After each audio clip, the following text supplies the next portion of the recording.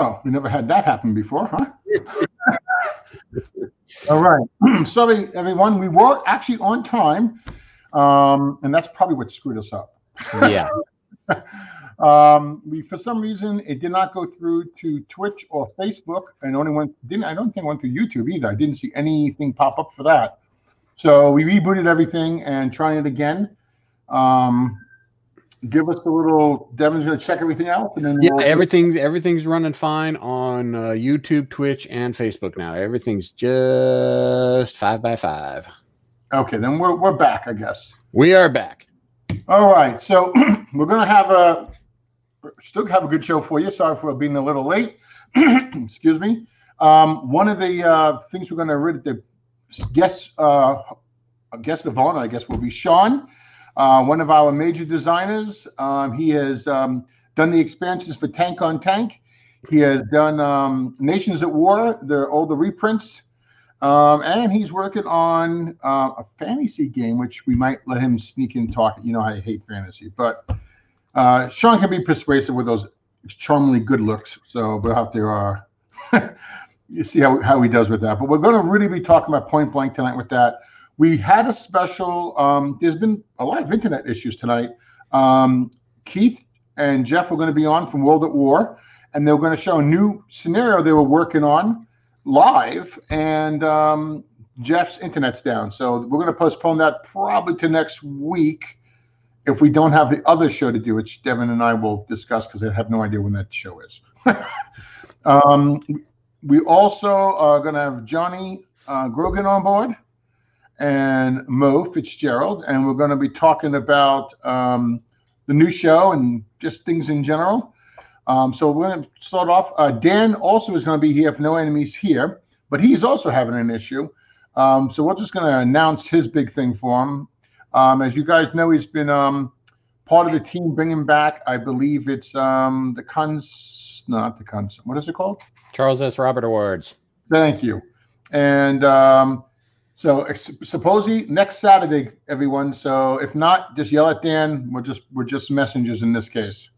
The Charles S. Roberts Awards were, they go back quite a way, and they stopped for a few years, and somehow they're now being brought back. And we're in the running for 2 awards, one for World at War 85 and one for Space Infantry. Bravo Company 1 says Twitch is working. Thank you. One of the big news we have for you is also we are working on a reprint of Heroes of Normandy, but it's not going to be the reprint we just printed. Well, that's been 3 years now. We're going to redo all the counters. We're going to have, I believe it's Ivan. Ivan, yep. We hope to have Ivan redo all the counters. And we expect to add Free French, French Resistance, and Canadian troops to it. So you won't have to play any Canadian battles with British troops anymore. And there's going to be some new scenarios. And I think what we're going to try to do is stick all the expansions for Normandy into the box. This is very early conversations, so I may be totally wrong and lying to you, but you'll have to wait and see. All right, what other news do you have for them, Devin? Well, Mark is asking about Trial of Strength. What does Mark want to know about Trial of Strength? Mark, we're just getting all the Kickstarter stuff together. It's honestly done. Mike Eckensfeld is helping me finalize that with Mo. Honestly, I just haven't had the time to get back to him. I got very sick with the nerve damage I have going on, and I really owe Mike a phone call, which I've yet to do. So expect to see it soon, but it's just not. It's me really with the delay. But you're going to see a lot of Kickstarters back to back to back, only because we're lining everything up. Okay. Hey, Rough Swordsman, how you doing, buddy? You didn't miss anything because the internet sucks. It didn't set up the broadcast to work on any of our feeds, so we had to reboot everything and start again. So you're not even, 5 minutes into it yet? Oh, less than 5 minutes into it, yeah. Thank you, Mark. Yeah, it's my earlier years not being as healthy as I could. Now I got my blood sugar down to 5.5, and I've lost over 130 pounds at this point. It's just a matter of, it is what it is at this point. All the important stuff is still working, though, so I'm happy about that. Okay. Hey, Anthony, good evening. How you doing? What else do we have? I know we had a little bit of list of stuff. I totally forgot what it was, trying to reboot everything. Well, did you want to start bringing on the guests first, or did you want to try to... We'll bring Johnny on first. Okay. There's the sexy beast. How you doing, buddy? Hey, fellas. Oh, how's it going? Not bad. We were talking about the Heroes of Normandy reprint real fast. And one of the things we think we want to do, since we're going to be redoing the counters, that is a definite, okay, is we like to get today's gamers who actually are playing the game, loving the game. We want to get their face on the counters. Now, we had planned to have a supermodel show you what we mean by that, okay? But most of our budget went to alcohol recovery from when we updated 5.1, so we didn't quite have the budget to afford a supermodel. and you can blame that on me. That's my fault.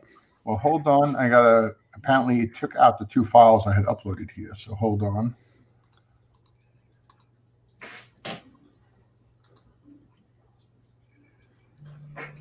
Oh wow! Look at that.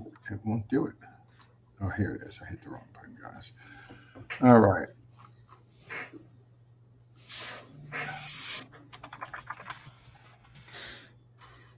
So the reason we're telling you this, and I will try to put the link up before the show is done, okay, is we want to get you guys on the counters, okay?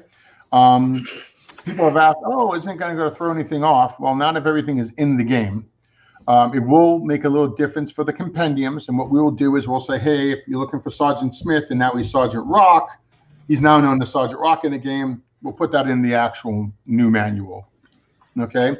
So again, sorry for the lack of a supermodel, but he's still sexy. And oh, there he is. Why is he a background now? It is. You have me as your background, Dave. Yeah, well, you can't say I don't love you, buddy.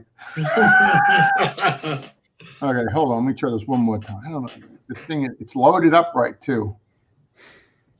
It's just all technical difficulties with this tonight. You think we're running a presidential... And it's not just us. It's everybody. I mean, Jeff wasn't able to make it. Not sure if El Duce is going to make it. All because of the internet. Again. Okay. This is the picture that Johnny put in. Okay. And if you give us a picture similar to that, you can be growling, snaring, turn a little bit left to a little bit to the right. That's fine. And you give us an idea what type of counter you want to be on.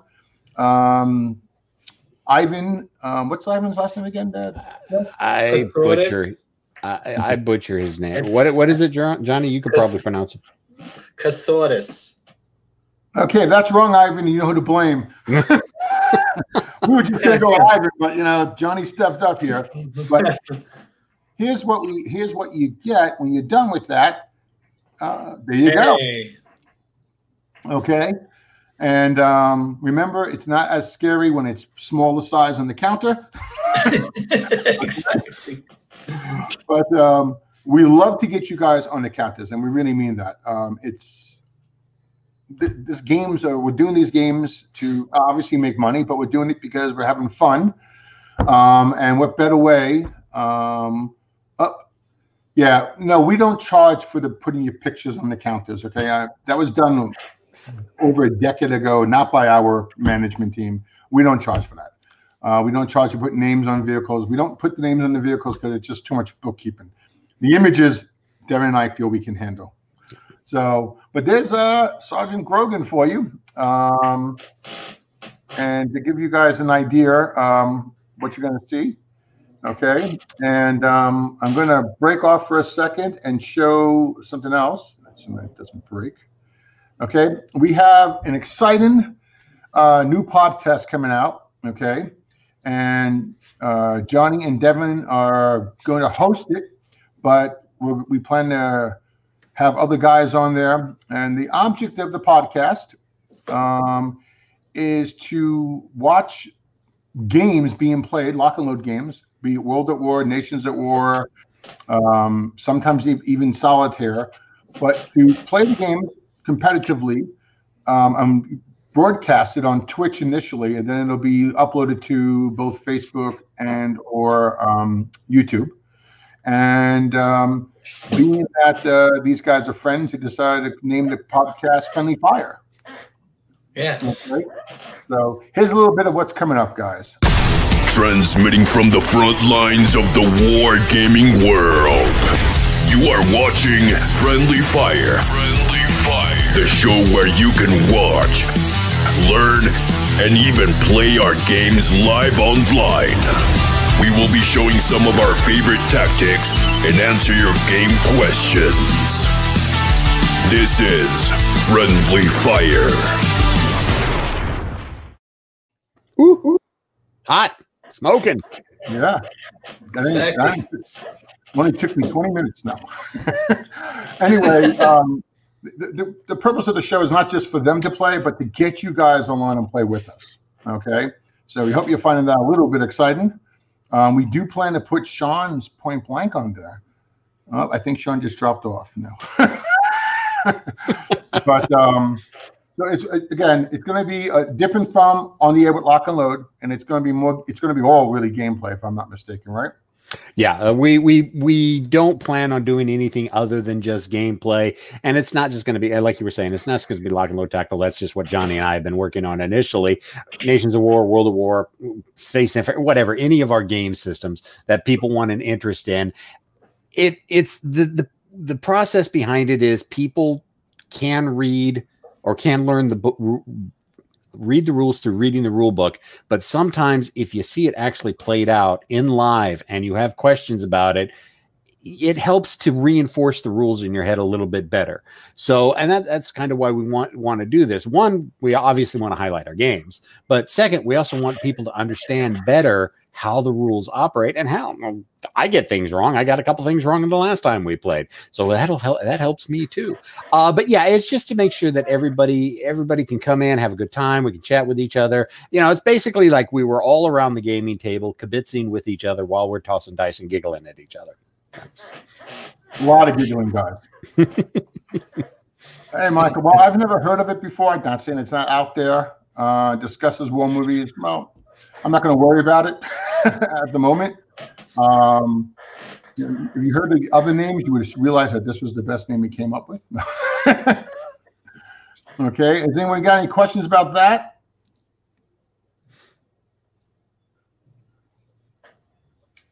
Oh, that's good. Okay. I 100% agree. Because of yeah. Well, we had a lot of people really like it when we were at WBC and some of the other cons, and they all jumped down and, oh, honey, I heard one guy with his wife, oh, I'll be 15 minutes. And she came back 2 hours later, and I believe it was a total of 4 or 5 hours. I think Keith would know that better than anybody. All right. I'm going to throw Mo on here next. Mo, how you doing, buddy? Good. How you guys doing? Not bad. How you feeling? I'm alive. I'm good. Everybody saying keeping me down. That's right. We're all supposed to be wearing our masks, guys. I just want to say, you know, I got it right here. Mine's out in the car. I'm not gonna go get it. You're not infectious. I'm not infectious through the online, so you guys are good. It's a computer virus you're gonna give us, right? Give me a nice deep baritone though, because of all the congestion and everything. Get that Barry White going on. Got the whole Barry White thing going, yeah. Okay, this is for either you or for Johnny. This first question here, the next question. Is that a question or a comment there, Rough Swordsman? As if it was a question, yeah, I don't see there's being any reason one of us breaking down and just doing a show covering the solo cards, because I have been noticing we've been getting a few questions online that people aren't really sure if they're using the solo cards correctly. So yes, in the back of my mind, not too far back, kind of far back, but not too far back. We are going to be doing some live playthrough, showing off the solo cards, showing how they work and how they interact with Lock and Load Tactical, World of War, Nations of War. You know, our three big flagship games that we have the solo assistant for. So yes, we will at some point be doing a show covering the solo cards and how they play. And I will say too, I forgot to say, Sean. Granted, I caused him some rehab issues as well. We did the Lock and Load Tactical solo. We both, I thought it was going to be a very simple thing for us to do, and Sean may have bad potty words he cannot say on the air. we thought 5.1 was going to be simple too. So yeah, you know. We brought in Stefan, and so. Michael Eckersfield wants to know how often episodes. I think we should do one at least once every 3 or 4 days. What do you guys think? Every day. It's going to be daily. Maybe, depending on schedule. 8 o'clock every morning. Daily online. East Coast time, right? Why he's leaving me in charge of it, so that way I make sure he's up and running at 8 o'clock in the morning. I'll call him at 8. I'll call Devin first thing at 8. Yeah. My time. Keith, I'm really tempted to press that red button right now. I'll tell you. Okay. I just don't remember what else we have on the agenda at the moment. We didn't really answer Michael's question of how often. We want to do at least one a month and possibly even 2 a month. It's going to come down a lot to people's schedules. Right now with Johnny and I, it's going to come down to our schedules. If Mo wants to do something, if Keith wants to do something with World of War, it's all going to come down to everybody's schedules. But we are definitely going to push really hard for at least 1 episode a month, maybe 2. So I don't want to commit further than that because real life is real life and can kick you in the butt sometimes. So that's what we want to do. What will end up happening is nothing like that at all. Yeah, exactly.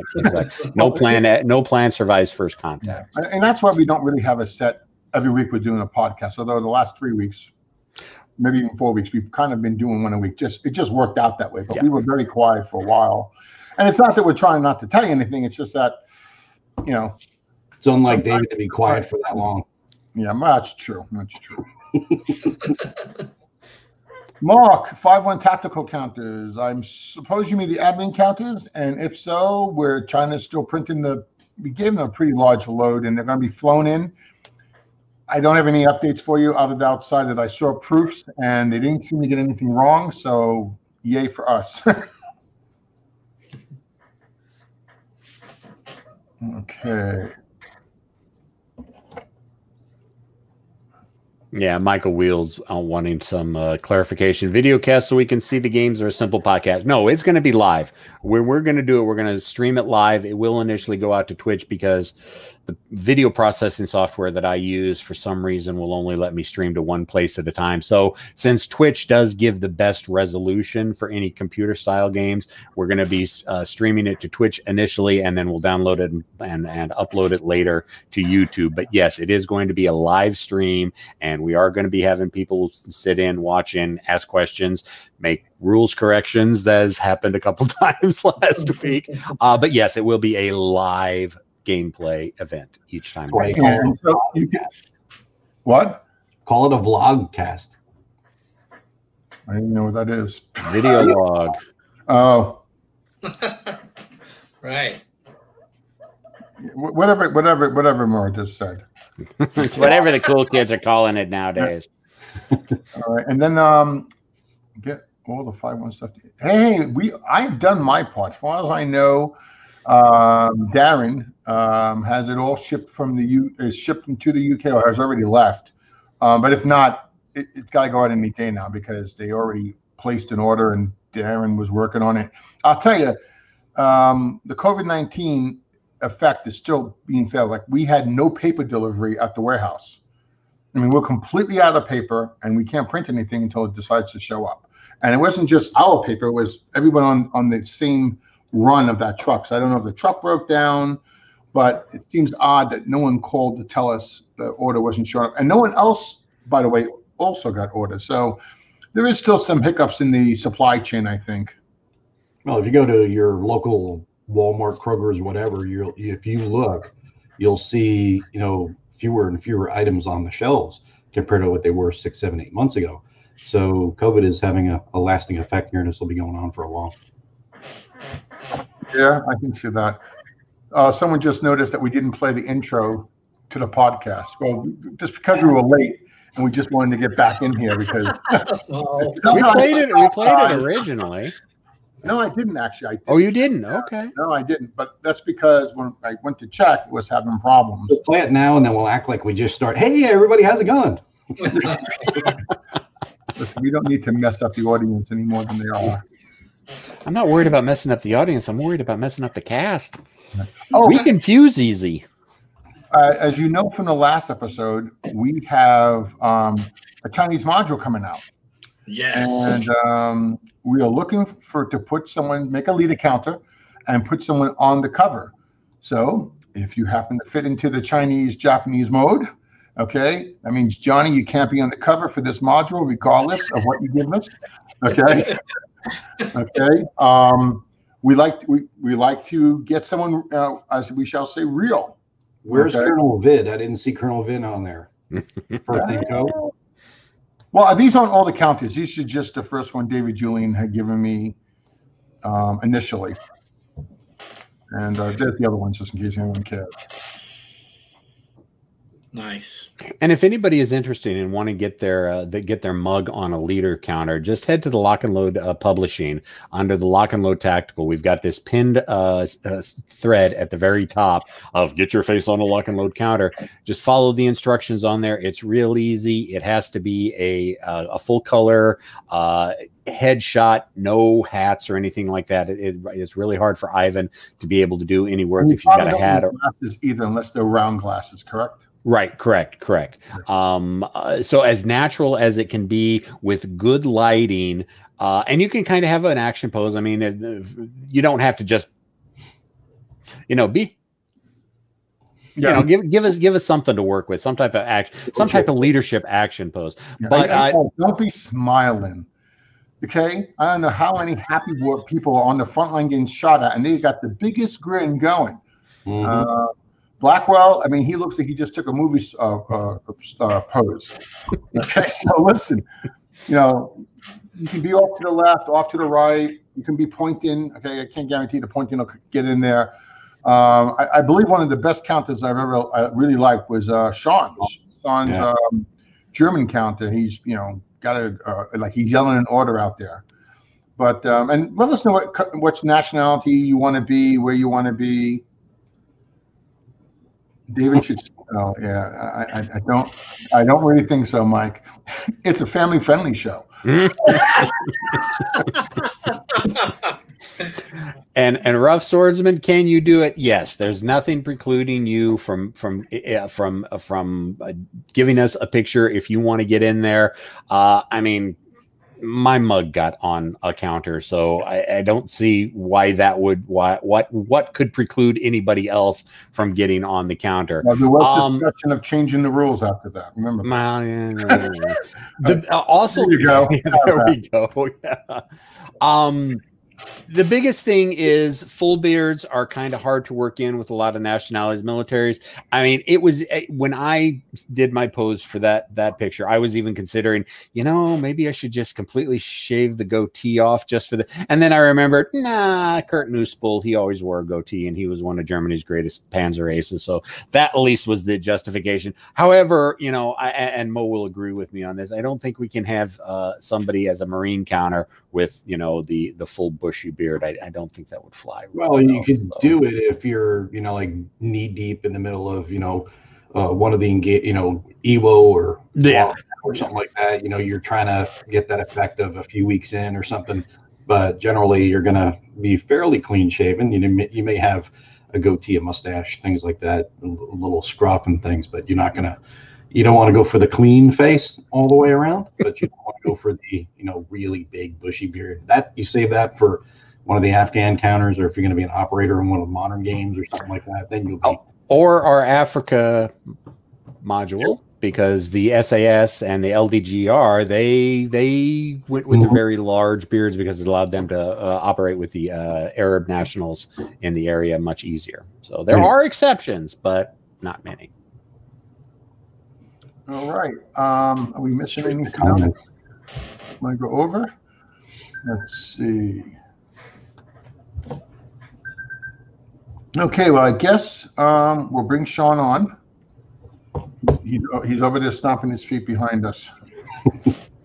There you are. What's happening? You were waiting for you to get your Windows update done, like last What's up, time. Sean? No. Yeah, it's different. Got new gear for that. All right. Well, hey, thanks for coming back on. And as always, we only have 13 questions about locking with tactical solo that we need you to answer before you go in. Sure. Okay. Well, I guess, why don't you tell us what Point Blank's going to be? What it's going to be, or so for those of you who don't know what Point Blank is, it's a card game, tactical card game, which is a little different than some of the abstract military card games that are out there.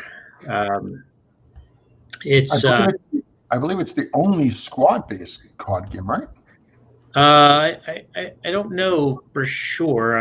Isn't it Undaunted a squad-based game or something? Maybe it's individual. I don't know. Is it squad or is it individual, Mo? Yeah, I think it's squad, if I remember correctly. But it's a little different. It's more of a deck builder than it is. Not really I mean, it is a card game. I think it's more of a kind of a deck builder in a way. This is, but it's not tactical it has tactical elements in it, but Point Blank is tactical. So there's line of sight, there's ranges, there's different tactics to move to a certain point. There's recon ability, things like that. There's a little probably a little gaminess in it, maybe not much, but I mean, I can go in. I don't want to dive too much without actually, kind of peeling the onion back. And for those who don't know who the game is, but it is squad based. It does have AFEs in it. It's scenario driven. There's a common set of action cards as a deck that players draw from, and out of their hands they play action cards. It's impulse driven, so a player will play a card on a set of units. The card may have one action, it may have two, and in their impulse, the leaders have abilities that they can also execute. So you can do more than just one thing in a particular turn. When your turn's up, then your opponent goes and he does the same type of actions all through playing one card. During the course of the game, you can obviously move and fire. There's an assault where you're moving and firing. There's a sniper card, a couple sniper cards snuck in there. They're more like events. They're not necessarily represented by a unit on the board. There's melee cards and slash overrun are the same card, which when you're adjacent to a unit, you can play that to initiate a melee. There's recon cards. Recons are pretty interesting. Recons, you can do a couple different things. Recon, like in Lock and Load Tactical, you can try to spot units that are concealed. And one thing I want to say about concealment in this game, if just because it's concealed doesn't mean you can't shoot at it. There's just a bigger defensive penalty. So if you see a unit in a building and it's concealed and you want to shoot at it, the unit will get the normal terrain modifier, but it will also get an additional 2 added to that. So it makes it difficult to hit. But once it does something like move or fire, it loses its concealment. And the only thing you're losing is the -2. But you can try to spot with a recon and actually reveal that card and eliminate that extra bonus. You can only conceal in terrain that has bonus, so you can't conceal in terrain that's clear. The other thing you can do with a recon is there's a terrain deck that's separate from the action deck, and I'll explain how that works in a minute. But up front was all the terrain and actions were mixed together. This is the terrain separate, so you can, when you're moving your units and you're moving into a new sector that doesn't contain any terrain, because there's if you're picturing a grid and you're moving around this grid and you're moving into a new sector, there's no terrain in there, and you don't know exactly what terrain you're going to be presented with. There could be anything that chases you into a particular piece of terrain. So at one point when you're moving, you would draw a random terrain card, and that would be your terrain. The recon ability allows you to go in and select some cards in advance that you can go and play as your terrain to go into.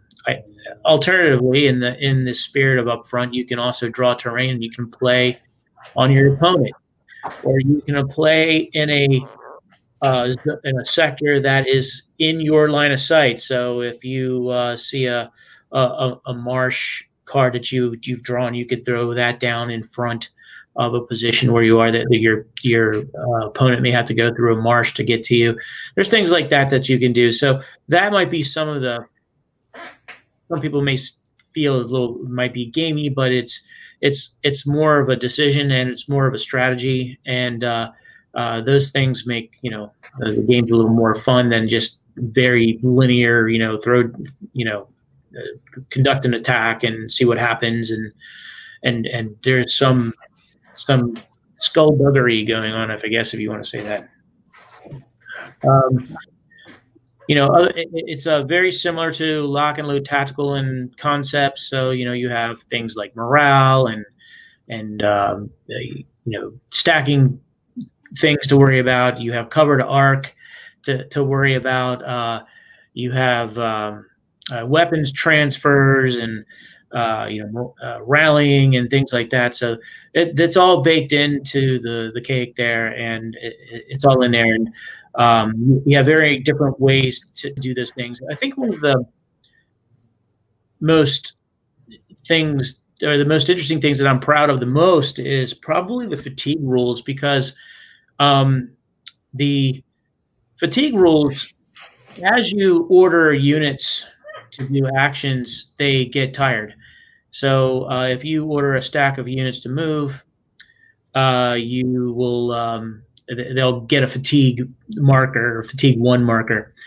They can still conduct actions and stuff, but if they conduct another action, they'll get a fatigue 2. And if they're at a fatigue 2 and they conduct an action, there's a litany of penalties for them. And the fatigue can represent things like they're low on ammo, they're tired, they're wounded, or someone ankles got turned or whatever. And when you've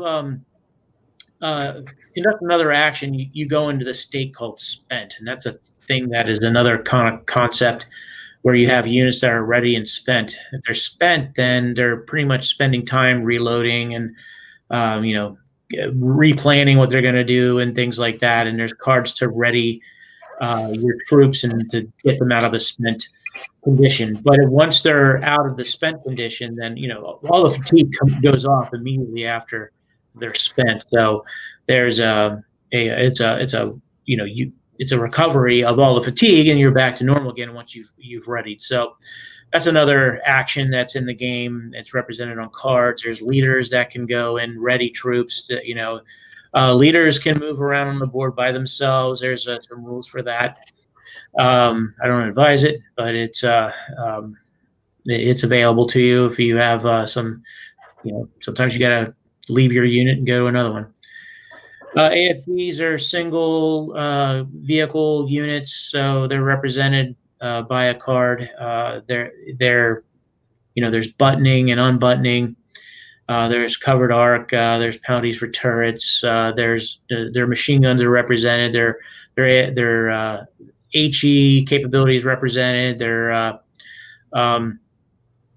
AP attack is represented. So I don't know, Dave, if you have any cards, it might be a little easier to talk about. You want me to show the game because you're on the air with us? I don't know. I can just sit here and drink and talk about the game all day if you like. I got a question for you, Sean, on the fatigue. And Johnny, What is the this maximum? is Sam Adams from your hometown. Thank you. Yes, I just picked up a pack of those tonight. No What's wonder the you don't maximum? yeah. Is that the October or the pumpkin? This is the Oktoberfest. Nice. Good. What's brew. the maximum fatigue you can get a unit can get before it's pretty much combat ineffective in the game? So two. So if you have a fatigue of 2, you can still conduct an action, but you have a couple penalties that are going to apply. So if you're attacking, there's some minuses to your attack. But after you've completed that action at fatigue 2, that's when you get spent. And when you're spent, then all the fatigue comes off, but now you're spent. You tilt your card sideways, tapping it, kind of like if you're familiar with Magic the Gathering, you would turn it 90 degrees, which should let you know that the card is spent. Which was one of the reasons why we put covered arc counters in the game, because we couldn't spin the card around to show covered arc because we had the spent mechanic in there. So that's why we use covered arc counters to show that the unit's facing a different direction. All right. Well, you know what? I'm gonna tell you what I know of the game real fast. Okay. Well, this will be wrong. It won't be long at all. Not at all. Now, the thing that I was most impressed with this particular design, which kind of sold me on it, was I always try to start off with what do I hate most about games like this? It could be the battle, it could be the mechanics, and one of the things I don't like about most card games, and I'm not going to say all of them, is that you don't have your card that you need to play. You sit there like an idiot passing forever, okay, until you get a card pickup that you want. And Sean, I think came up with. I personally think that's the best mechanic in the game. I know he told you what he thought one of the things he was the fatigue, which is important, but I really love that Sean made it a way that you can play a card when you need one regardless. And can you give us a little bit more information on that? Yeah. So do you have any of the unit cards that you can pull up? It'll make a little more sense. Okay. Any particular card you want? American, German, Canadian? It doesn't matter which one you can. For this particular example, it doesn't matter what card. How's that? Okay, there you go. So we're looking at a German infantry squad. And the numbers down on the right are the red is the attack factor. The superscripted number 3 is the range in sectors. So if you're picturing that grid, that's the range it goes, that it can fire. The blue numbers are morale. So what Dave's talking about is there's something called a spend action. And a spend action, if you are have a hand of cards, and let's say you don't have a fire card in your hand, and you're in a position for this particular infantry squad to fire, you can discard a card out of your hand, okay, and then you can conduct one of the actions that's printed on the card. So if you see the card, there's there's 5 icons on there. So going left to right, the arrow is a move, the explosion is a fire, the cloud is a smoke action, the question mark is a conceal action. It's got a modifier there for you don't conceal automatically, and then the grenade is a move and fire action. So you're looking now at all the various different icons on the boards that you could get. So not all of these are on cards. So for instance, like the LOS blocked and the LOS degraded in the upper right-hand corner you're going to only find those on terrain cards. There's some blaze cards and smoke cards that you'll find those on there. But all of the other ones to the left, you'll find on either an action card or you're going to find on a unit card. But anyway, if you play one of those actions, if you discard a card and you play one of those actions on the unit can conduct that action, but then the unit is spent. So it's sort of a penalty for not having the card, but it still gives you the ability to go and conduct the actual action. All right. I have all kinds of stuff here. You can tell me what to point out, guys. I ask you questions. Someone's asking what game we're talking about. We're talking about Point Blank. Okay.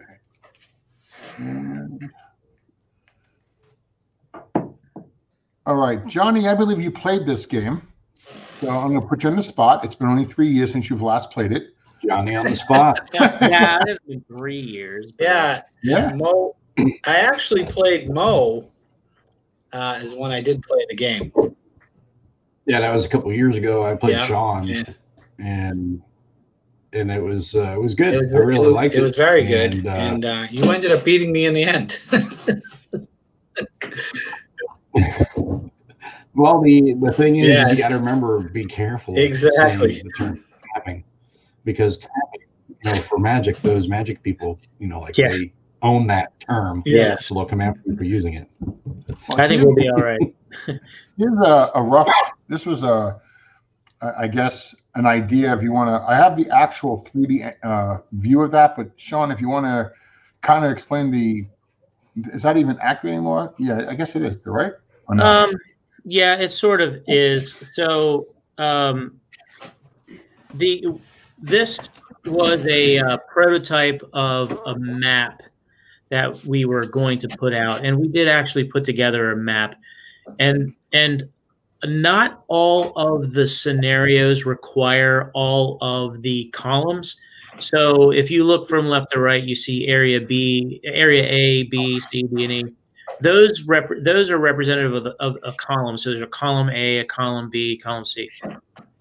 We turned all of that map into tiles, and we are going to go with a tile method. So if you are playing a game that only requires 3 areas and maybe 2 rows, you only put out what you need to play on. Let me update them on that. That's not 100% accurate. We're going to have each row, a column, will be one fold out area. So you'll have 5, the 5 letters, but you'll have row 1 will be 1, row 2 will be the next one. What we're going to have more than likely is a separate thing you can purchase during the Kickstarter, okay, but they're going to be individual tiles. I guess this gives a little bit better representation of that map. Again, the letters aren't listed on this. This is just a rough breakdown that when Blackwell was doing the artwork, he had a little bit better idea what he was looking at. But what we're going to do is make 2 millimeter thick tiles for each section. So A1 all the way through to E1, and then go all the way down. I believe it's 4 rows? Yeah. There's 4 rows, potential rows. Like again, it's scenario driven. So a scenario may have a case where there's 3 columns and it's only 2 sectors deep on the U.S. side, maybe 3 sectors deep on the German side. And just another thing, initially, we didn't use any of the grids for the game in the beginning. We had just counters that sort of said, I'm in this column A, and I'm at, sector 2. So you can play it without the tiles. The tiles are there to aid you in visually seeing where units are from each other. If you get comfortable with the game, you may find it, I could save some table space and not use any of these tiles for that. So what David's putting out is it's tile based in the spirit, but it's going to be configurable so that you can have a game that's sized according to the scenario. So you're not going to have these empty columns that you don't use or you can't move into this side of the board. It's kind of like if you were playing on a map and they gray out a section of the map and you can't use that, or so that's what David's developing on the production side, is allowing you to configure the map so it can be as long as it needs to be to play the game. If you were to put out the whole, and the tiles are big, so you can put literally 3 poker-sized cards abreast, and I think and a terrain card in there. So they're actually and terrain cards are landscape, and the poker-sized cards, the unit cards are up and down. That helps show that. Yeah, there you go. So yeah, if you see the middle graphic down there, you see that there is a rail station, which is an objective card, which I haven't really talked about here, but it's a terrain in spirit. And then you see 2 units that occupy that terrain, and you see that counter that's on the rail station. There is a spotted counter, and that means that whole group is spotted. So if you spot you spot the terrain, and if you spot the terrain, you spot everybody. And the objective cards are used in the scenarios as some of the victory conditions for that particular scenario. There you go. So in this particular objective card, you see that it blocks line of sight. It's a big old hotel. The number in the box is the defensive terrain you get, and you get +2 to spot check when spotting from this location. So that that you're up in a window, so you're at a higher elevation. So the concept is you can see a little better. The other thing that's on here are the 2 little flags. So those flags represent control flags. So if you get into a terrain, you can't just occupy it with any unit and claim that the hotel has been cleared. Those 2 flags indicate that you need 2 infantry units or 1 unit that has 2 infantry flags on it to actually control the hotel. So you can be in the hotel but not control it. So if you go back and look at one of the units, Dave, you want to pull up one of the units? Hold on.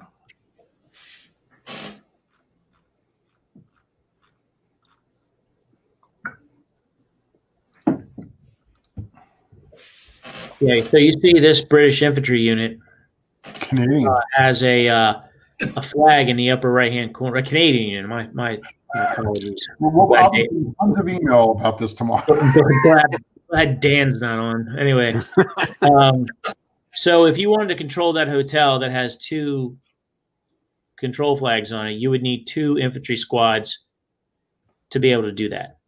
Subsequently, there's objectives that have black flags on it.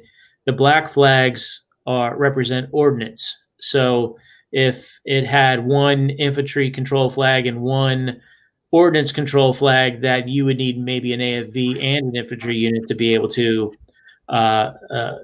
control that objective. So like the Crossroads objective card is like that. Additionally, some of the support weapons have ordnance flags on them, like a bazooka. So an infantry unit with a bazooka could satisfy a objective that had a ordnance and an infantry flag. Okay, so yeah, I don't know if you have any support weapons, Dave, but to show, do you have any? Very demanding, buddy. Very demanding. Here's your Crossroads. Yeah, well, you got to be nimble. So here you get the Crossroads objective card, and you see it has a ordnance control flag and a infantry control flag.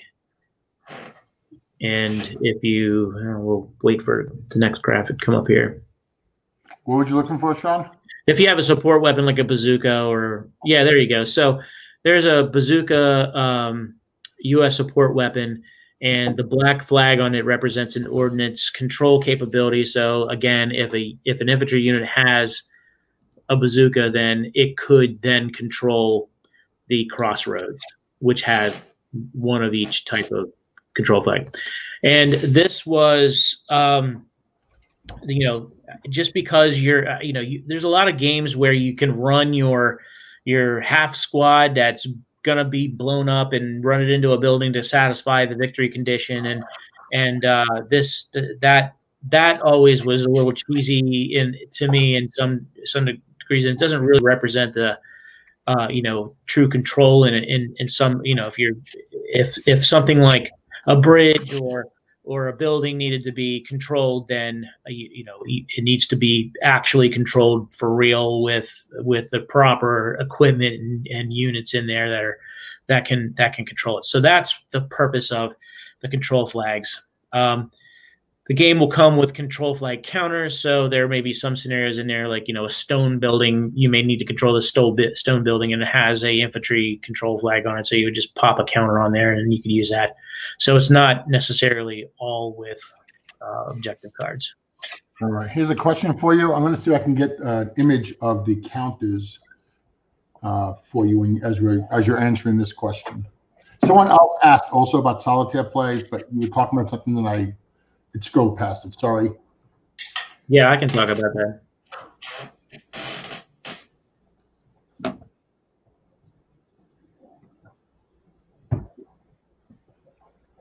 Okay, Mike Holmes, is there any mechanism to allow more than 2 players, or the other way, a solitaire capability? I mean, you could probably play as a group, and you can share cards perhaps. So there's not going to be any rules written specifically to do multiplayer, at least not at this point. There could be at some point if we see a very clean way to do it. I mean, the game will fit on it's not a small game. It's not something you're going to play on a small bar table. It's you're going to need like a 3 foot by 4 or 5 foot table to probably play it, because it is tactical and it's has all those ranges. Now you can, like I said before, you can consolidate it with playing without the tiles, and you just use the counters to represent what areas you're using, and that's sort of the vein of what Upfront was like, where you had relative range counters and groups. I'm in the A group or I'm in the B group, and you would sort of represent where you were on the battlefield, but nothing for multiplayer. As far as solo play, that is actually in the works. It's going to be a stretch goal, though, just to let everyone know. Yeah, it's a stretch goal. But again, the selecting of actions and things like that are not the hard part for doing a solo game. It's actually determining what unit's going to conduct an action and how it's going to conduct an action. So you have to program an AI on paper to act and behave. So it was very similar to Lock and Load Tactical Solo.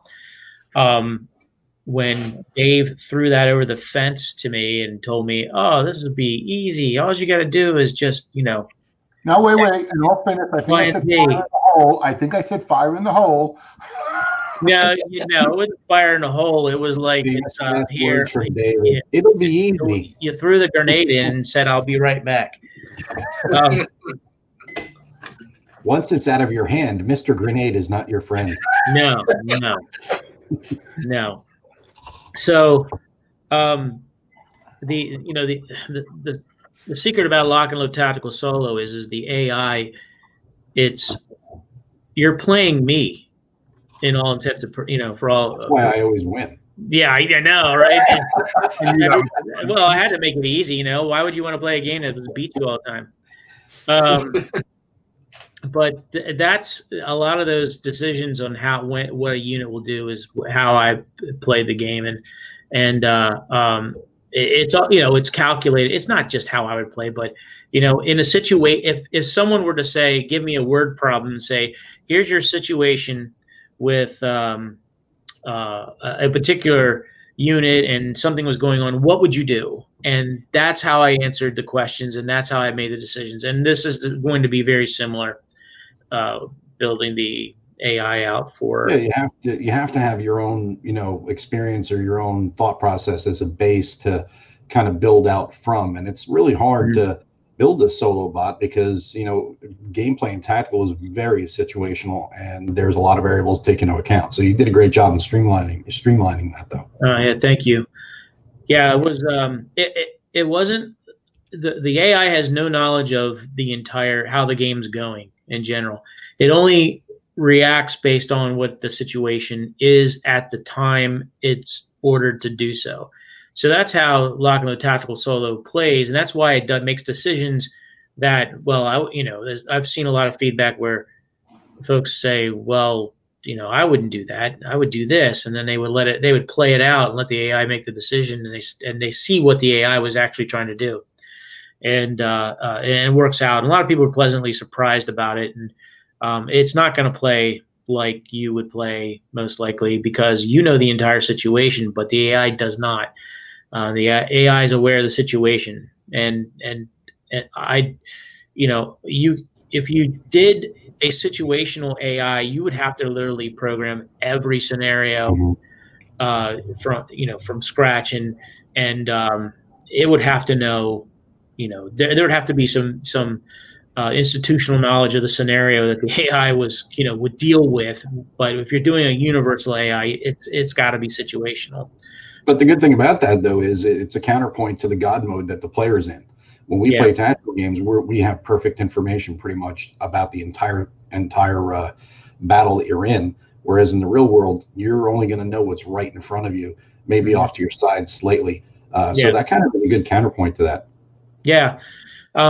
It was, well, we're not going to necessarily nail every scenario, but we're going to get a good clip of them. And, at the time I think we did it, there was over 400 scenarios and there was no way we could play test every single one of them.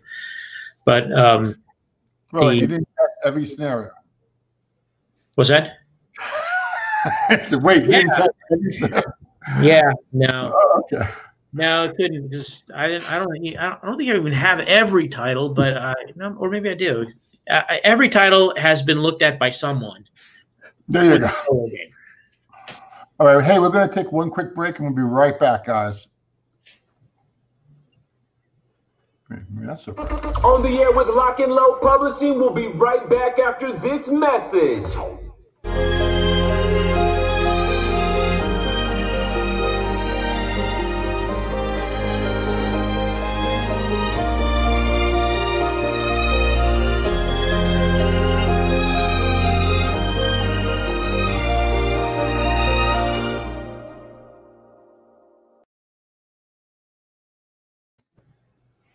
Before anyone asks, no, that's not any of our staff's sisters.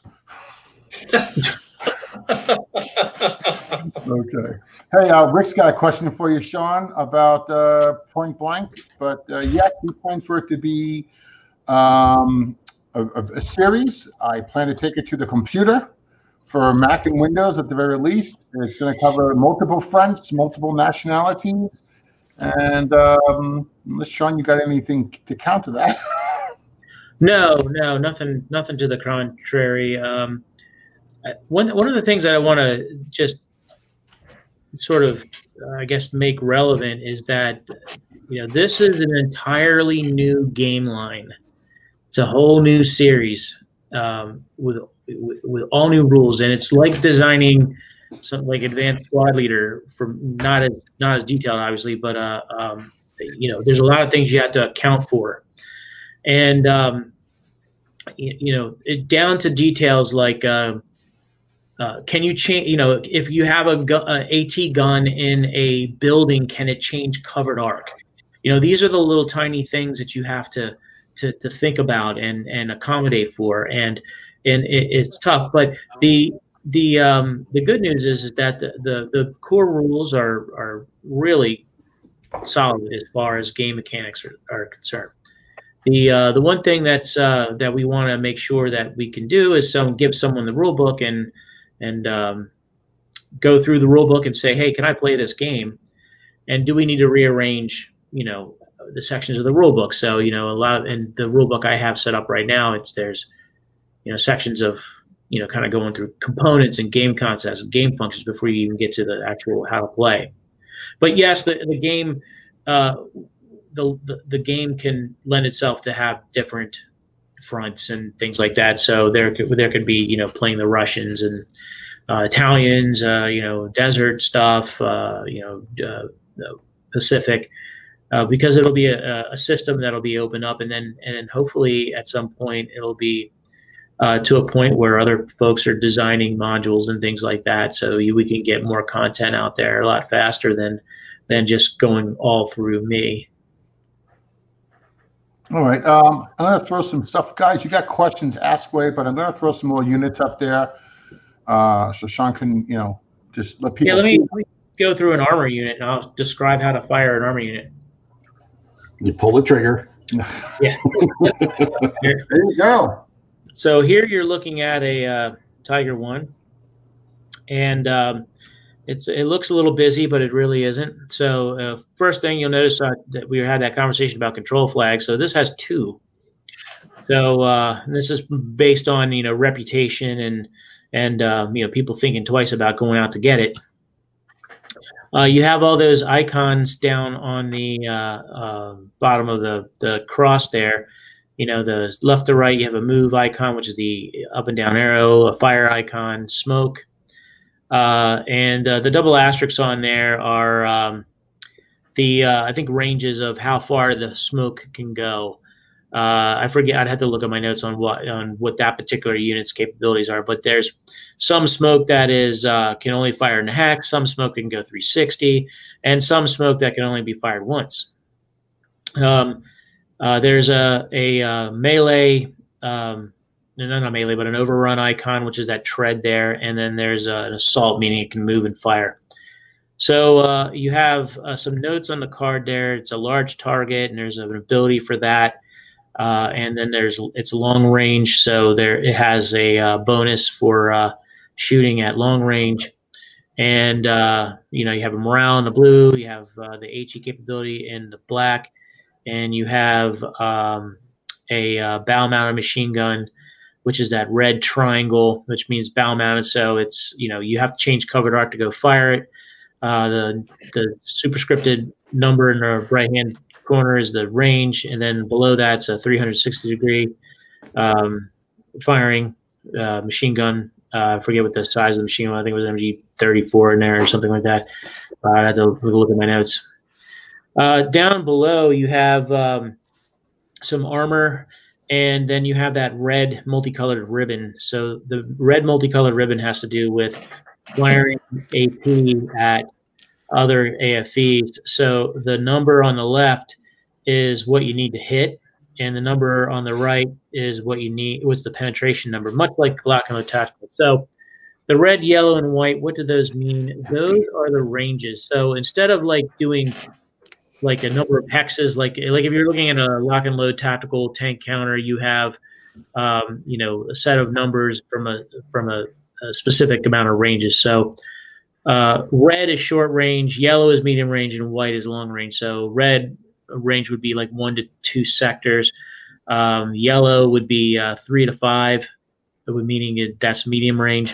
And then anything that's 6 or more sectors would be you would be a 6 and you would penetrate on a 5.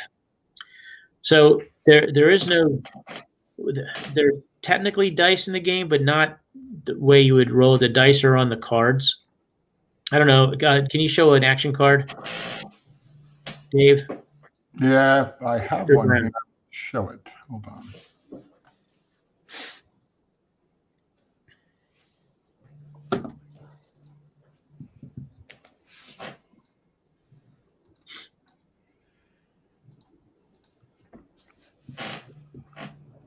Great art on these cards. Yes, the artwork is phenomenal. That's Shane Logan's artwork. Yeah. That's a leader card.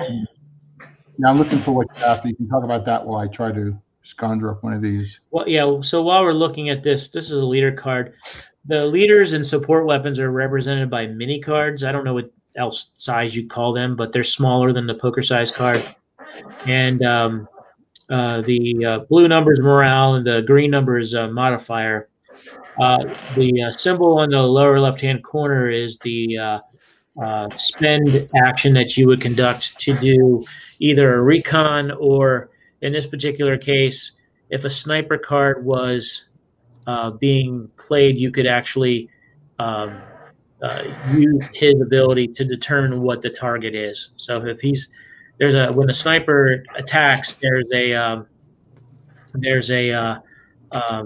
random selection of who's getting targeted. So his ability would allow you to change. If it was an American sniper, it would it would help the American sniper card to attack which unit they want to attack. So when you're saying the mini cards, you're talking like those mini Euro size cards, like you see like an X-wing. That's yeah. Mm-hmm. Okay. Yeah. Okay. I think this might be an old card, Sean. I may be wrong, but is that what you're looking for? That's an action card. So stealth mode. Yeah. So the action card has two symbols on there. It has a unit action symbol, which is the lightning bolt, and a ready action, which is the helmet.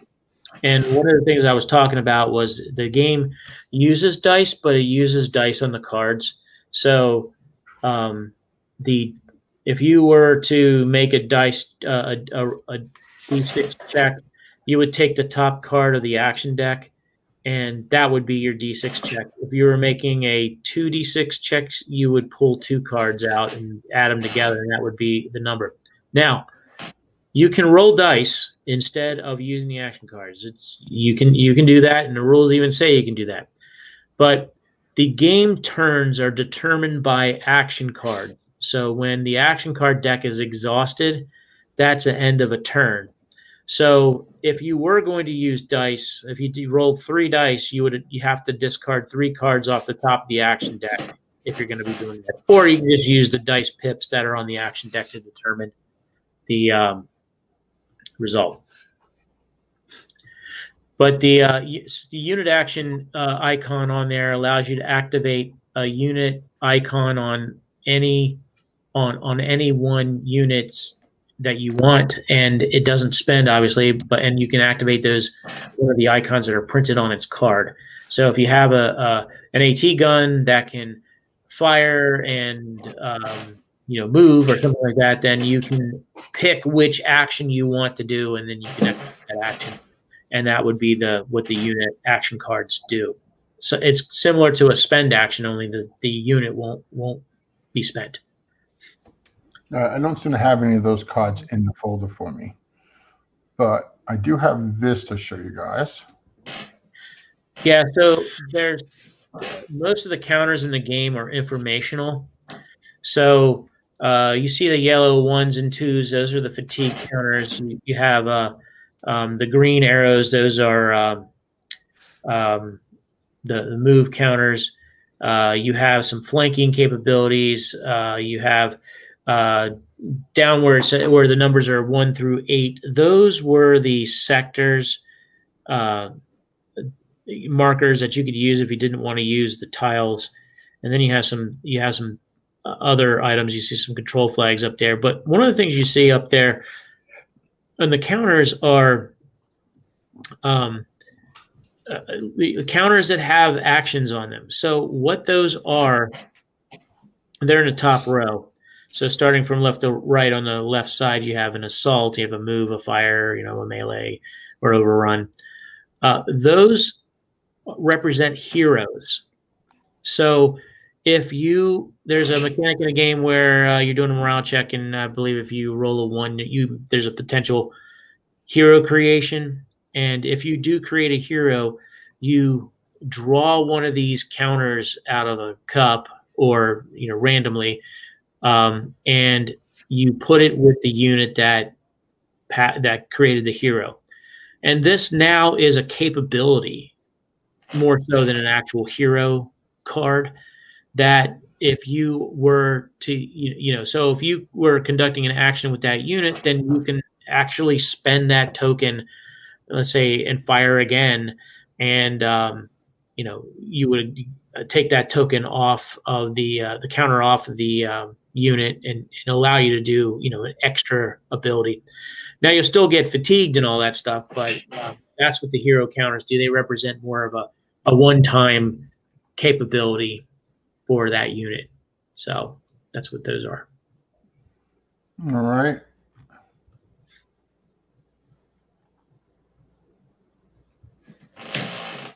What else I got here for you guys?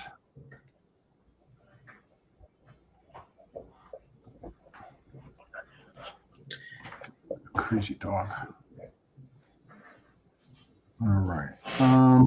Well, you know what? I have this shot from the rule book, just so you know, John. So I'm just going to put that up there. You kind of explained most of it, but just in case someone who's watching it wanted a little bit more detail. Yeah. So. And there's also. Yeah. Okay. So you're looking at some of the different cards on there, and one of the first things you'll notice is there's mini cards on the right versus the poker size on the left. And that's what I was sort of explaining, that these cards would, accompany a squad. The unit down on the bottom there, that is actual French resistance leader. And interesting thing,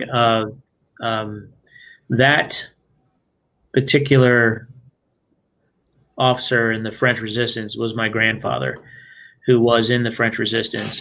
And I have his French resistance pledge book. Actually, I didn't think they would actually do that. You'd think that you wouldn't want to be recognized, but he's represented in that. So I just sort of personal human interest story on there. But and my uncle actually was a medic, so he would go and actually help some of the civilians and things like that after they were kind of brutalized by some of the Germans. Anyway. But those are leader cards, sport weapon cards. These there's a picture of squads, and then down at the bottom there is the weapons teams. There are weapons teams in the card. There's infantry squads, weapon teams, and AFVs. And the weapon teams are they can move, and they have some limited capability of what they could do. They're basically moving and firing. Like there's some things on here, like I think this says, I can't really see what the card is. Let me maybe. Which one is that, Sean? Yeah, I'm just reading the text. So, so if that weapon team moves to a new location, it would get like a +2 fatigue counter on it, not just a fatigue 1. So, okay, that's just has to grab all its ammo, run it with its crew, set up its bipod, get it all going. So that's what that text meant on there. But anyway. There's AT guns, there's weapon teams, there's a good array of crew served weapons, and here you're looking at an AFV. I kind of went over this. The shooting works kind of the same way that it does in lock and load tactical. So you would do a D6 2d6 check to see if you hit, then you would draw a D6 and add that to the penetration, and then the target would take its front armor or its flank armor and then add a D6 check to it, and that would be, and you compare the results, and if the attacker has a higher penetration result, then it cooks the target. So it works the same way pretty much that it does in lock and load tactical. So if you're familiar with lock and load tactical, then the combat system is going to be very intuitive for you because you've played it before. Here you're looking at an 88. It's a very nasty gun, and one of the things on here you'll notice that there's an up and down arrow, and there's a load and unload. We have vehicles in this game, and in order to move an AT gun around, you have to. You just can't push it along the battlefield. In this game, there were some AT guns you could push through the battlefield, but for most, the bigger guns, to move it with any kind of purpose out of terrain, and you would need to have a vehicle tow it. So there's an ability of towing weapons around on the game to get it to a different position, and that's what that icon means on there. All right, here's another one for you, buddy. Okay, so you're looking. This is a support weapon. Pumpkin. It was these infantry-based rocket type, like a big bazooka, that the Germans had. I think they're probably used more in North Africa, but they had them in I believe in Western Europe, and I think they were so these things could be towed around or pushed around by the unit because they were very small.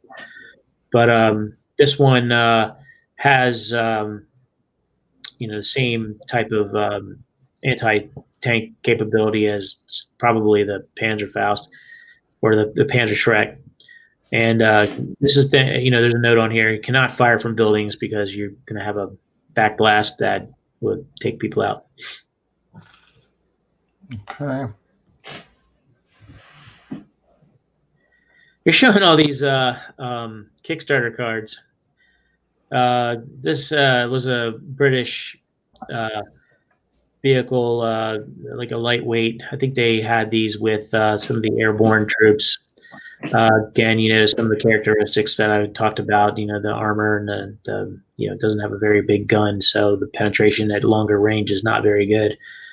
Has a very bad HE, and it had a very, very slow turret. They had they had to hand crank it, and so that's represented on here. It was small and it was fast, and the small and fast give it some added capability when you're moving. I want to talk about moving real quick because movement is one of the most unique parts of the game, and when you have a move action that you play on this unit. Say you want to move this unit to another sector. You play a move action, and then you would take one of those little green move tokens, and you would put it on the actual card. And then your turn's over. You're just showing that it's moving. At that point, it's still in the same terrain it is. It's moving out of that terrain and still gets that terrain modifier. When your next turn comes up in the upkeep phase, you will then resolve terrain for the new sector that you're going into. So as soon as you go, your upkeep comes, you would resolve your movement. So your unit will move actually into the new sector that it was moving into, and then you would resolve terrain. That's where you would take it off of the top of the terrain deck, and that's where it would go. You do have the opportunity to refuse the terrain in some instances. There's some things you can't refuse, like you can't refuse a stream, you can't refuse a marsh, things like that. And Dave's throwing, yeah. So, yeah, this is distance. Yeah, so I can talk about that in a minute. But if here's a good graphic of what the terrain cards would look at and how this is a 3-area game situation. So you have row A, B, and C, unlike the other where you saw D and E together. But if you were in that tank and you were moving and you were in that woods in column C there, and you were moving into sector A, and in your upkeep phase, you would move your vehicle into that sector. Then you would draw a terrain card out of the top of the terrain deck, and that would be your new terrain, and you would be in your new position. You'd be in your new terrain. You can use terrain cards that you've reconned in earlier turns, and so if you found a piece of good ground that you want to go into, you can actually use that instead of using a random terrain card, and that's how movement's done. And the sectors here that are shown, you see some arrows like 4 sectors away, 2 sectors away. So sectors that are going up and down, so perpendicular, they're 1 sector away. That's 1 hex away if you want to count that. But the areas to the left of them and the right, to move into them, they're 2 sectors away. So that's for like line of sight and for range, and they're a little further away. And these sectors are not like a hex on a map board where it has 1 piece of terrain in it. It's a group of hexes, and that group of hexes can have many different types of terrain. And I'll explain. So let's say you're in sector A and you're in a marsh, and you don't obviously want to stay in this marsh because it's not a good piece of ground. You can play a movement card, and you can do something called a sideways move. And you can move, you can stay in the same sector that you want, but you can change that terrain out for another piece of terrain. So let's say you had a woods card, you reconned a woods card in an earlier turn, and you want to get to that woods, but you're stuck in that marsh. You can play a movement card. You can play play it as a sideways move, which you turn that, you play that little green movement marker, and you play it left or right. And then you would take out that old terrain and put in the new terrain. That's how you can change it out. Now, the game thing that some folks have said is that, well, you could actually change the line of sight to a vehicle or something like that behind it. So let's say you're in a marsh, which had a clear line of sight, this sector's behind it, and now you've changed it out to a woods and it blocks line of sight. Yeah, by design, because that's the strategy and the fun of the game and sort of the chaos factor. And it could be anything from the sun moving around, around on the battlefield, causing shadows. It could be smoke. It could be whatever. It could be, whatever occurs on the battlefield. You can actually, line of sight will not necessarily be the same line of sight. The other thing is, if you go back to that graphic, Dave, I explained something also. That terrain doesn't necessarily stay on the map board if there's no one around it. So, for instance, down in the very bottom row there, you see a piece of clear terrain. And that clear terrain down there, if there's no unit adjacent to it, then that gets discarded. So you won't have these legacy terrain cards all over the place. There has to be some unit adjacent to it in order for that terrain to be there. So it's just more of an administrative piece, but it does play into strategy. If you have a victory condition of trying to get off the edge of the board, you can't like set up a barrier or blocage or something like that for your opponent, and then if it's not there, it goes away. And that just means they found another way around. Anthony, it might be a family member of yours there, Sean, but he seems happy. No, thank you, Anthony. I appreciate that. So one of the I know a lot of people are frustrated. We're not frustrated, but maybe they are. But why isn't this out yet? It's been a long time. We've been talking about it for a while. So this whole idea started, I think, at Origins. Dave and I were at Origins together in 2017, and I showed it to him for the first time, and we played it with a bunch of folks, and they liked it. So over the past 3 years, a lot of folks have played the core game mechanics, and have, some friends of mine have broken the game, and we fixed it, and but the game, I don't want to say it's bulletproof, but it's pretty good as far as being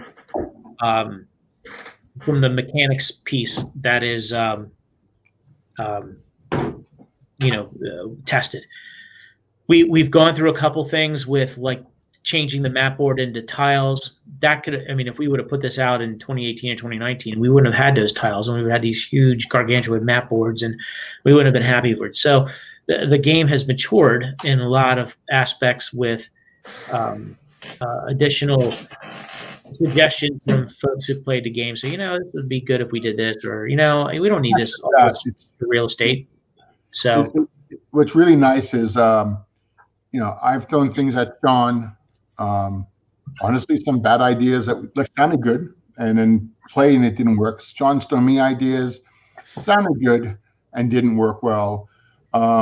Some things that I really want to get it to do this. And, I've said this 1,000 times before, but what's one more, I march to my own drummer.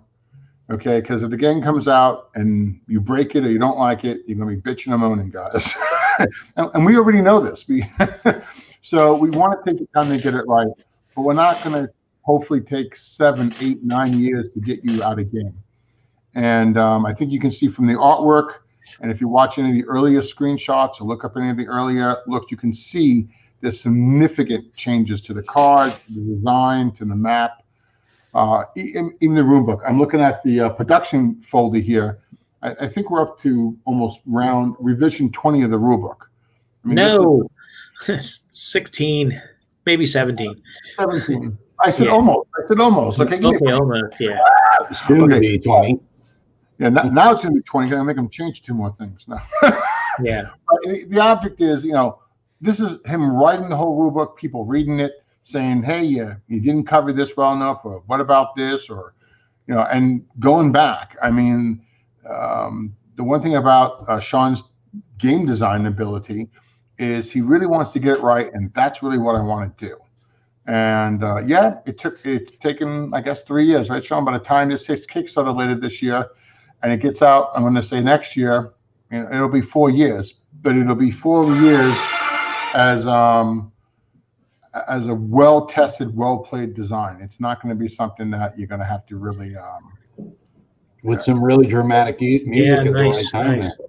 Yeah, it is taking a long time. It's a fairly big rule book. Again, it's like any tactical game that you buy, you don't necessarily need every single rule on there. So obviously, if you're not playing a game with armor in it, you don't need to do any of the armor rules. But so that is, it's an 86-page rule book. I know that sounds very threatening for a lot of folks, but a lot of it's to examples and pictures and things like that. Right now, it's also 12-point font, like the Lock and Load tactical rules. Yeah, they're big fonts and big pics in there.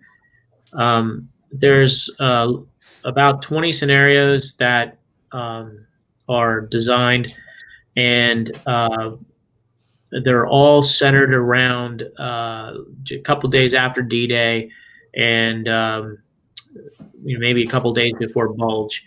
So it's all things like Operation Cobra and there's fighting around. I have some of the titles here. There's fightings around Avalanche. There's some stuff around St. Lo. I have a pretty good one called the 100, which there was some Rangers that were going after a town, and they got cut off from their reserves, and they were exactly numbered 100, and they were fighting to hold this town that the Germans wanted to recapture. So there's some really good stuff. I got some 29th Infantry Division stuff in there because I was a member of the 29th Infantry Division, so I wanted to represent those guys, in a couple of scenarios. And but it's all primarily U.S., German, and in the Kickstarter stuff, there's, as you saw, some of the British and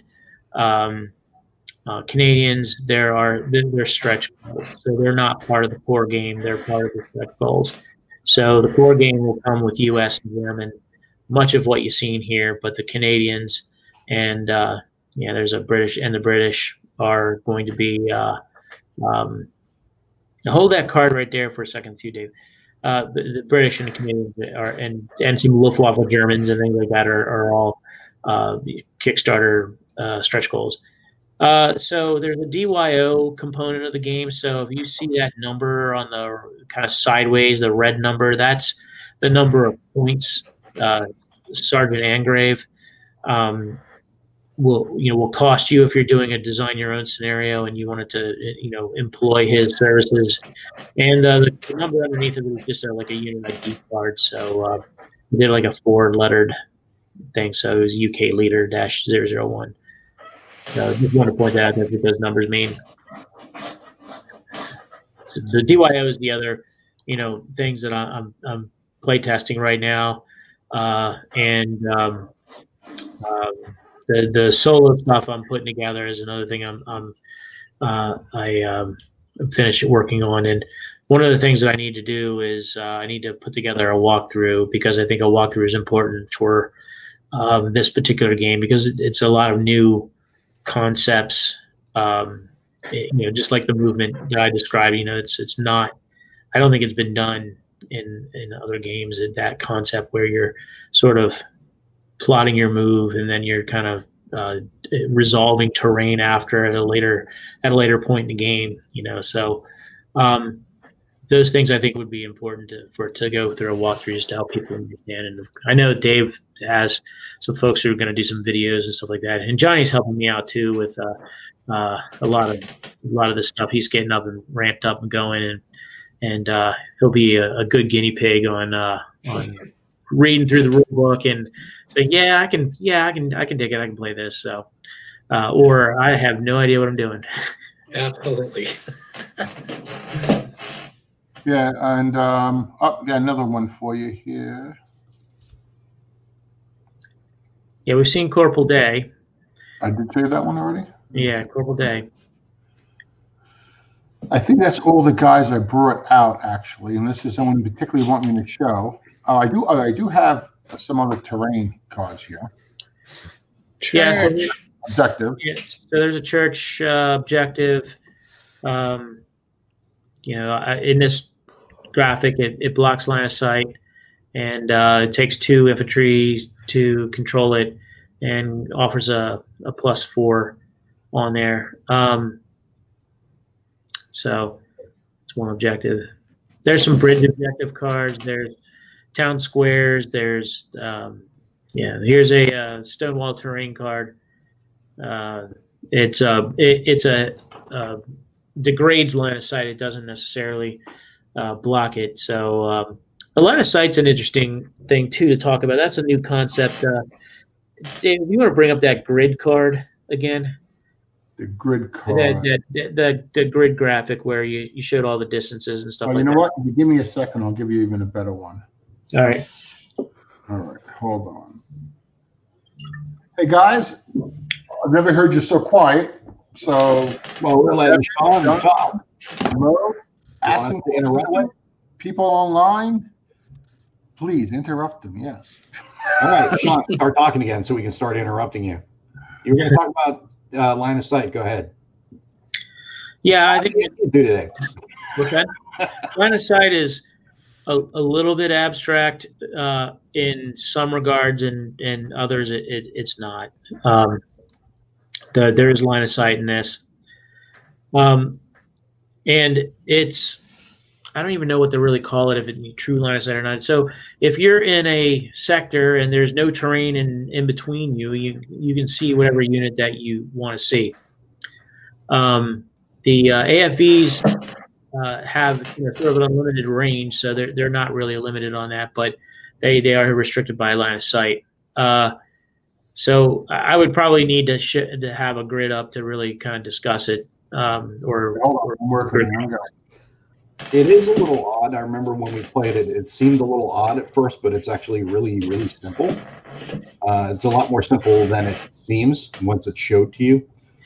Because like you said, if you have a clear space in front of you, you're going to be able to see across it just like you would in any other game. So you kind of have to, it's like you're abstracting distances, great distances, but really you could visually in your head see it as maybe 3 or 4 hexes between each other in that great distance.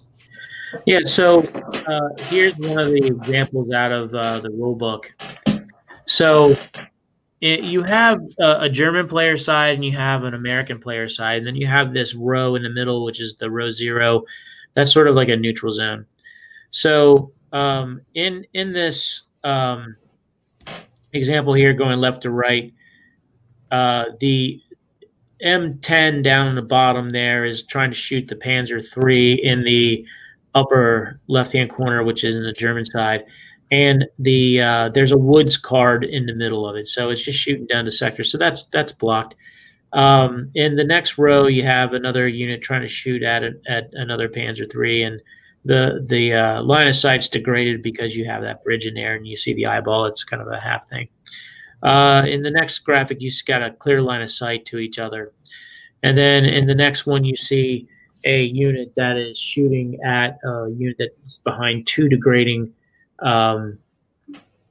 areas, and it's blocked. So, but there's the line of sight is in the game is this isn't the only line of sight scenarios situations that you're going to run into. you're going to be on the other side of, you're going to be, you know, there's going to be units of your units that are on the German player side and shooting a unit. So there's line of sight to there. But one of the main things is that if I wanted to shoot, if I'm in the row D there, which is on the right-hand side, that unit, and I want to shoot at a German unit that's in row A, if I have a clear line of sight to the my zero row, so in other words, if you take that M10 down in the bottom right-hand corner and go up 2 sectors, if I have a clear line of sight to that, and the German player has in his row has a clear line of sight to his zero row, then we have line of sight to each other. So it doesn't matter what else is in the other terrain. So in other words, this is not the graphic that shows that example, but there's what page is it on in the manual? That's on grabbing. Let me see, Dave. Hold on just a second. Does this help? Yeah, absolutely. So this is example, kind of same example. So you see that one tank has a clear line of sight to the zero row, and you see the Panzer III on the other side. It has a clear line of sight to its zero row. It doesn't matter what other terrain is in between it, so you're not factoring any of that stuff in. You're just factoring your line of sight to the zero row, and you'll be able to see each other. So if there was a woods in A0, which is the kind of so if you go to so the column on the left is A0 is row A, and A0 is in the middle. It's that yellow square. If that had woods in it, then the line of sight wouldn't exist because the line of sight would not be clear for the German unit. All right. There's other examples in there. Yeah, here's another example of it, and probably can't see it too well on my small screen here, but it explains that same situation on there, and the text, the rule book kind of clarifies it. So the line of sight is important in the game. It's easier than it probably seems here, but that's one of the things that I want to make sure that the rule book is clear enough so that people can understand this, and that's where the walkthroughs will assist. Okay. Guys, it's really up to questions now because I think I covered all the pieces and stuff. Will you be doing a video on this, a video series, or just a video walkthrough? We have Nate Rogers going to be making the video play. We should have the same type of thing you have with the boot camp series for lock and load tactical. You'll have for this as well. Nice. Anybody else got questions out in the audience? You guys are quiet. What's up with that? I think you scared him, Sean. Yeah. This is the cover that we're going to be going with. It's very, I'm going to say straightforward. It's not a lot of graphics that you normally get from us. We did try that, and we kind of put this up as I think it was for a T-shirt, wasn't it, Sean? And we just liked it so much, we decided to use that. Yeah, it's simple. I really like the simplicity of it, and it's not, the other covers are busy and have like all this stuff going on, and I think a lot. This draws the eye, So, my opinion, but I'm not a graphics guy. So when's the Kickstarter going to drop? Anthony's asking. Well, Anthony, I'm definitely going to say, God willing, before the end of the year. We're shooting to put 3 or 4 of these back to back, and my in-house rule is basically we try to have everything done before we start the Kickstarter. Okay, now there's obviously some exceptions to that. Sean's already done solitaire rules. I know he knows what he's doing. I'm not afraid of him not finishing them. So if he's not done at 100%, yes. But we like to make sure we have all the cards, all the stretch goals that we want to have, all the scenarios. Really, that's the big thing. And we're actually trying to get a tabletop simulator module put together, so we can have people literally jump in and play it, and have the rulebook available for download. So Sean can actually play you, I guess, before the game even arrives. Once the Kickstarter is going, they'll actually let you see gameplay. And again, there's a lot more going into it. I mean, we're doing the video boot camp series. We have the tabletop simulator. So we have a lot more, or at least quite a few more moving pieces than I think the average game release has. There's also there's a production conundrum, not conundrum, but the production puzzle that has to. This is not probably this your typical game where everything's a bunch of counter sheets and rule books and everything lays nice and flat. You have probably, I don't know, is it about 500 cards, Dave? Approximately. That's in here. So there's how to store that and manage that in the game. And I don't know, Dave, if you're going to do any plastic trays or things like that, but yeah, we don't include the trays in the games. If anyone wants a tray, we do have the ammo crates, which is a generic box and everything. Well, not like the counter trays, but the card sleeves. Just things to store the cards in, to organize the cards in. There's some game companies use these big wells, and you can put them standing up and use dividers and things like that to help. There's going to have to be some sorting to the game. We haven't really decided we're going to do that. I try to be a minimalist because.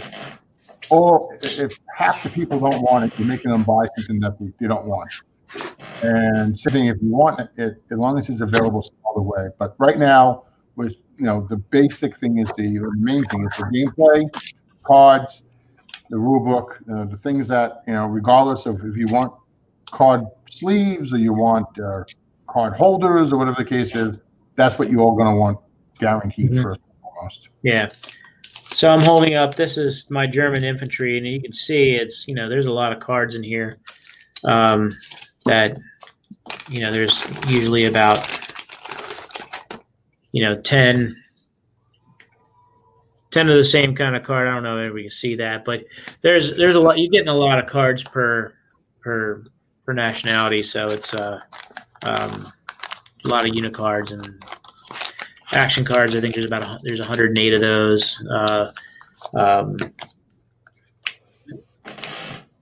lot, a couple hundred terrain cards, things like that. So anyway, that I think is one of the things that I've been talking with Dave about is how to manage. How are we going to ship this? Are we just throwing a bunch of decks in the box, and are we going to do anything specific to organize it? Yeah. What size box? 3-inch box? I can't say it can't be a 3-inch box. It cannot be a 3-inch box? It has to be a 3. I mean, it cannot be. It would have to be a 3-inch box. Yeah. Yeah, it's going to have to be a 3-inch box. How many counters overall?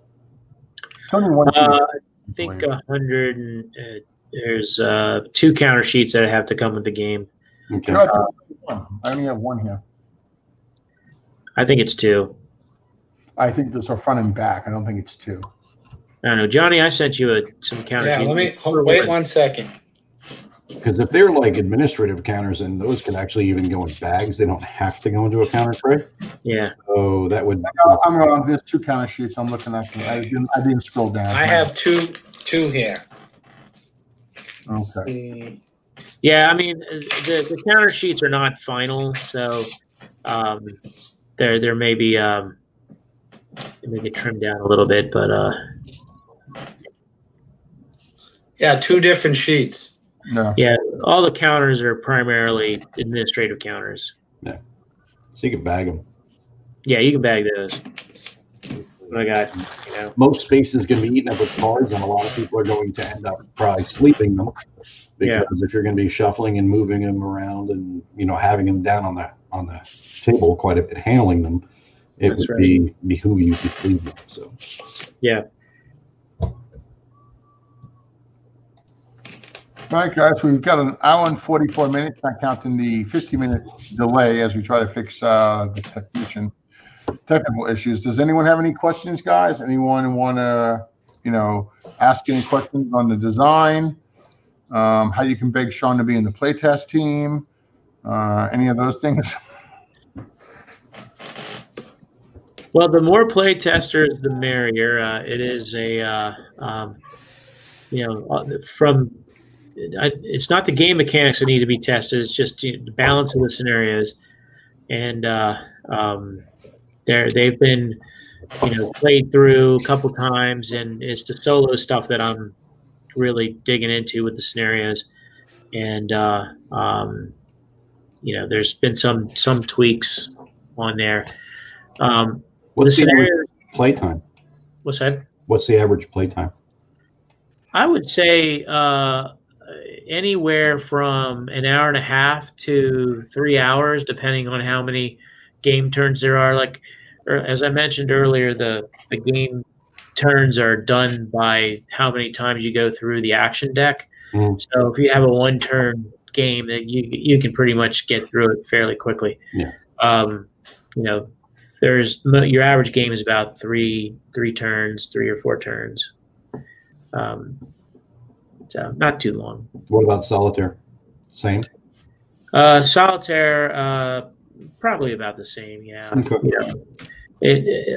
A lot of the some of my friends that I play the game with have analysis paralysis sometimes, and there's so you got to factor that in. But if you're someone who just plays, you can get through a game pretty quick, and that's the nice thing about the game that's impulse. So you're not waiting very long for someone to do their turn, because you have a small hand of cards, and you don't have a ton of units on there. I mean, you probably have. There's some game scenarios that are bigger. There's a question for you. Link scenarios, yes. So the scenarios are designed are not linked, but there are going to be 2 campaign scenarios that will probably be about 3 scenarios each. So you can play through a campaign and carry on some of your units and conditions and things like that over into the next campaign. But they're all centered around that summer of 44 time frame.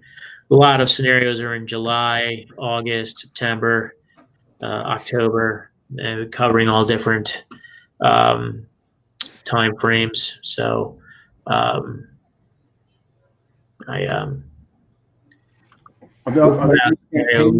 what's that? Did you just say that? Are there any campaigns or no? Yeah, I said we're putting together 2. Okay. Yeah.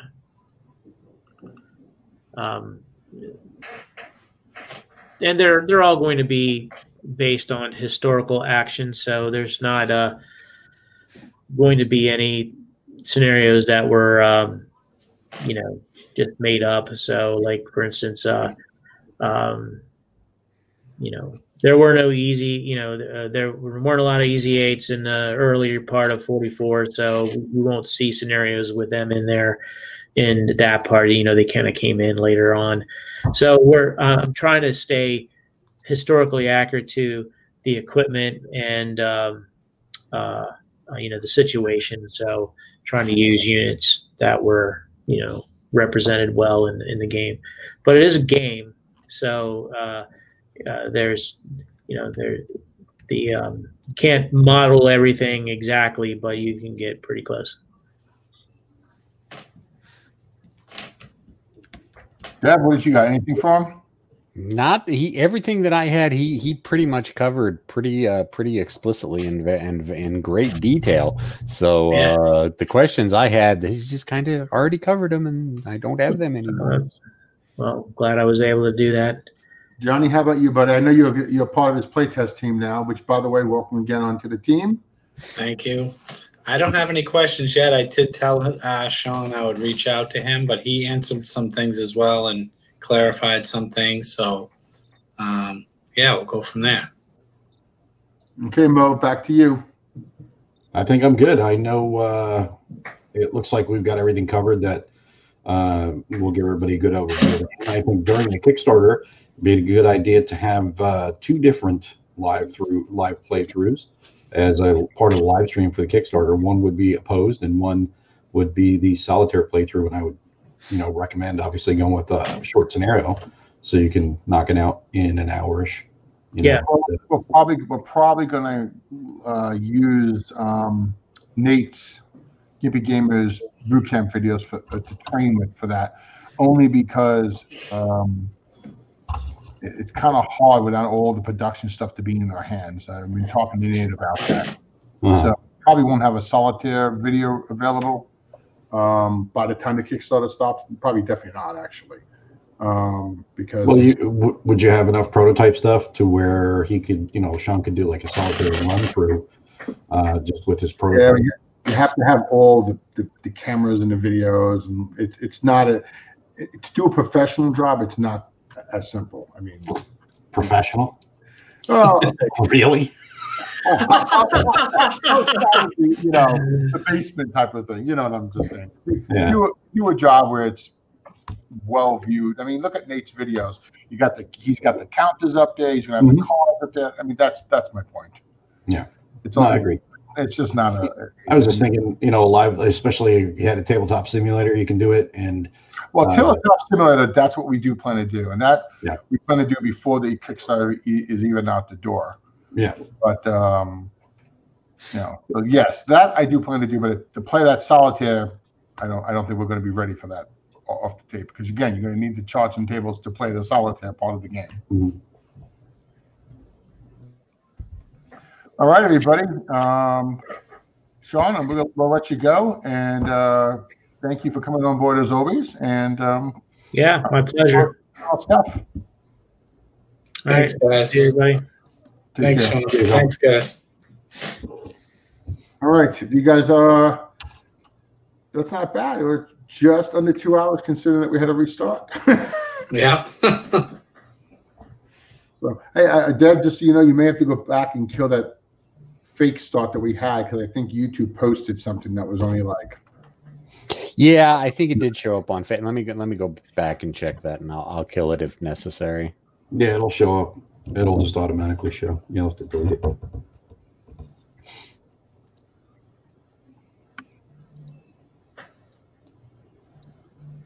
So how's everybody else handling the lockdown? Everybody in the audience, how you guys been doing? Fine. No issues so far. Good. Yep. But Mass just reported that they're having a reflux of cases, like a lot. So I don't know. There's a whole lot of red zones and all that. And all this thing is just gonna, everyone's gonna get it at some point, I think. Exactly. So and the thing is as we're seeing it spread faster. Yes. It really kind of just means that it's spreading faster because it's becoming more infectious, but it's also becoming less potent as it was initially. Right. So, I think that'll be a good thing. Yes. Get through it faster. That way we can get back to living our lives normal and hopefully getting back to face-to-face gaming. Yes, exactly. I know all the miniature games that I play, we've just been doing pretty much for the most part on Tabletop Sim. Nice. Yeah, because, Mass and Rhode Island are fighting, and you can't cross the border there because, they're pissed off at each other. So, my friends from Rhode Island can't come, and it's becoming pretty crazy. Yeah, it's pretty. Did you get it, Mo? I'm still waiting on that test results.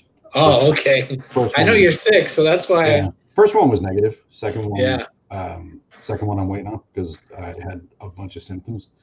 Yes. I will say though that I had really bad cough. It's actually kind of eased up right now. I actually took a break a couple minutes ago because it was kicking in again, and congestion and stuff like that. But I'm rather unimpressed if this is COVID. So it's. Well, I got in my body. To be honest, it probably says, "Look all the crap that you have in your body already." And look at Dave; he's like, "I got to put on my mask." It's like, you know what, Dave? That's not the way it transmits. Yeah, I'd rather be on the unimpressed side myself, right? I mean, Just saying. I was, all the stuff you hear about, and it's like, I mean, it was a pretty good cough, pretty good sneezing, all that stuff. But so far, I think it's just because it's the way it's progressing now across the country and across the world. Right. And it's just, changing. But I was around somebody, so that was positive. So I'm in the middle of quarantining and been sick myself, like I said, since like Tuesday, I think it was. So a lot better now than I was earlier in the week. That's good. Yeah. It's all part of that's just part of life. It's just the way it is. It is. That stuff probably got in my body and was like, what the hell, man? What's all this other crap that was in there? Right. It's like, that's a good thing about having all those series of shots in the military. And it's like getting there, they're like, typhoid, plague, anthrax? What the hell? Whiskey, bourbon, crayons. Crayons too. Mad Dog 2020. all the fuel fumes and explosive fumes and gunpowder or whatever the hell, all that stuff. It all adds up. Yep. All right then, guys. If we have nothing else to go over, I think we covered everything. I think we are going to have a show next week. Oh, Deb, we are doing a Steam thing, but you and I just have to look up when and where, right? Yeah, and we need to figure out how to do that because I'm still confused on what we're doing with that. So, I think I have the date here. So hold on, guys. Uh-oh. Yes, the Steam thing is Saturday at 2 p.m. for Lock and Load Tactical. Just so you know. Steampunk Lock and Load Tactical. Is that what you just said? on the 24th, then. So next Saturday. Bring your goggles. Yes, bring your goggles. Masks required. No. Blew a bunch of gears. Yeah, right here. Right. There we go. All right, guys. We'll start your waving. And we'll see you next time. Keep safe. Try not to get sick. Mm-hmm. God bless. Be well. See you guys. Take care. And may God bless you and keep you until next time. On the air is a Lock and Load Publishing production.